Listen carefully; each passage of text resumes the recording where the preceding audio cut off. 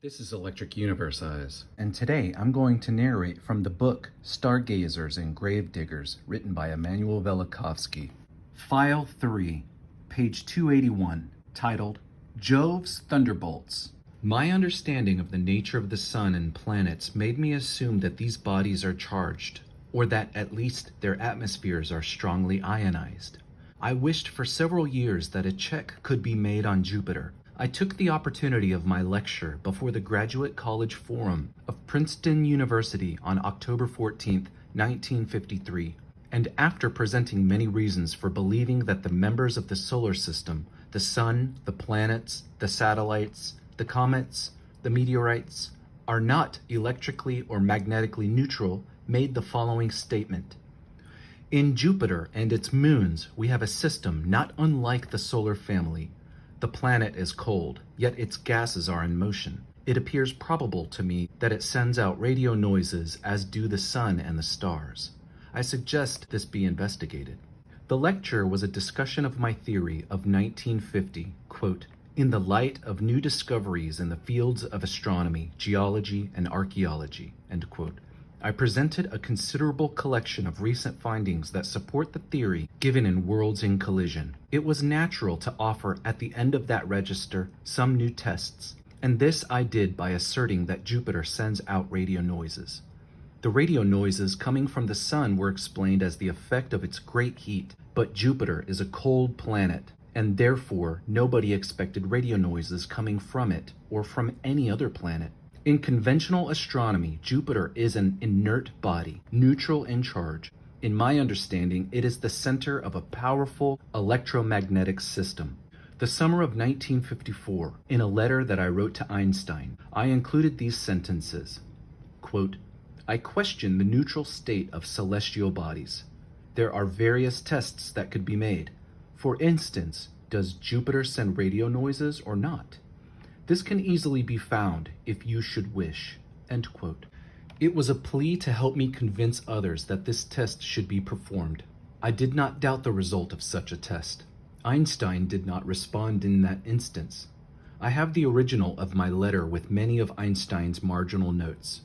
18 months after my lecture and 9 months after my letter to Einstein, written June 16, 1954, strong radio noises coming from Jupiter were discovered. They were detected entirely by chance, yet the discovery appeared of such importance that it was immediately reported to the scientific world in a dramatic manner. The spring 1955 semi-annual meeting of the Astronomical Society met in Princeton. A very long list of papers was scheduled.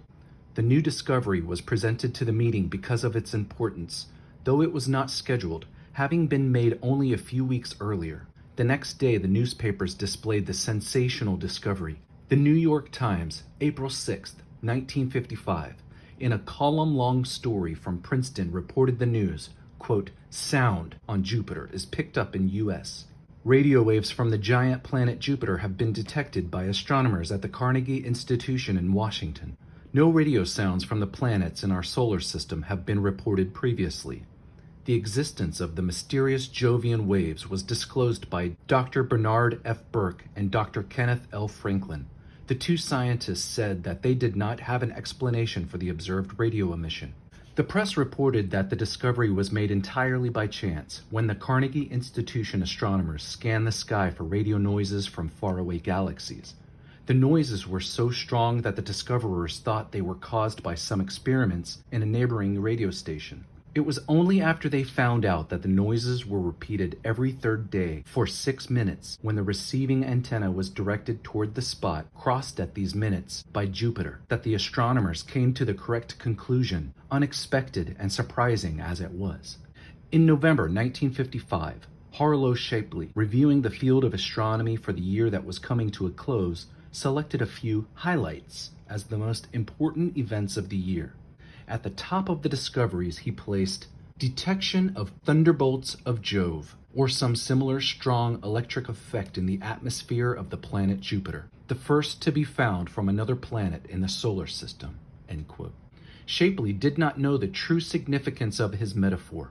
Of the thunderbolts of Jupiter, the classical literature and the religious beliefs of the races of the earth speak without end. My own treatment of the subject will be resumed when I present the story of earlier cataclysms. When I brought Einstein the news, he was obviously much taken by what he learned.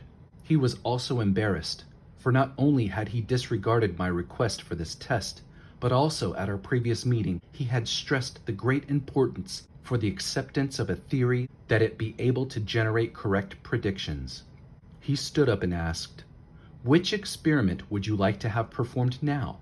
I asked him to help me obtain radiocarbon tests to check on my reconstruction of ancient history.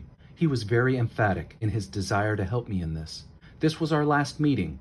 He died a few days later. In fulfillment of his wish, a letter went from his home after his death to the Metropolitan Museum of Art with a request that some of the relics of Egypt be submitted for radiocarbon analysis.